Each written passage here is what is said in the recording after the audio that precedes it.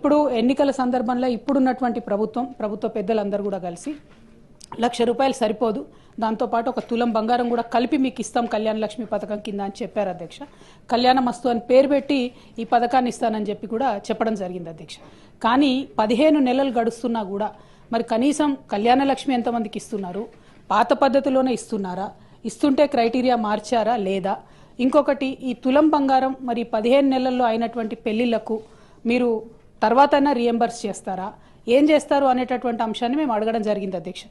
జవాబు చూస్తే చాలా డిసప్పాయింటింగ్ ఉంది అధ్యక్ష. కళ్యాణ మస్తు పథకాన్ని కన్సిడర్ చేస్తున్నారా అంటే సింపుల్గా సాఫ్ సీదా కన్సిడర్ చేస్తలేము అని చెప్పి ఆన్సర్ ఇవ్వడం జరిగింది అధ్యక్ష.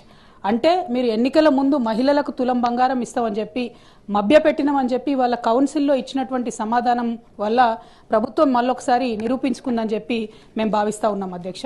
మరి ఇట్లాంటప్పుడు మీరు ఇక మిగతా హామీలను మహిళలకు ఇచ్చినటువంటివి అది 2,500 కావచ్చు, ఇంకోటి కావచ్చు, వాటి పట్ల కూడా మరి కనీసం ఏం ఫోకస్ చేస్తలేరా, ఆ విషయాన్ని కూడా ప్రభుత్వం దయచేసి చెప్పవలసిందిగా నేను డిమాండ్ చేస్తున్నా అధ్యక్ష.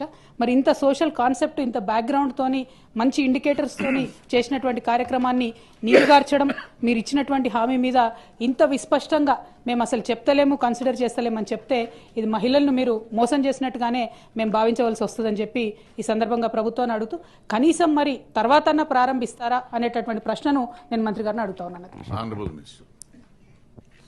గౌరవ సభ్యురాలు అడిగినటువంటి ప్రశ్నకు ఏ లేదండి, బి ఆ ప్రశ్న ఉత్పన్నం కాదు, సి ఆ ప్రశ్న ఉత్పన్నం కాదండి. అధ్యక్ష, థ్యాంక్ యూ అధ్యక్ష.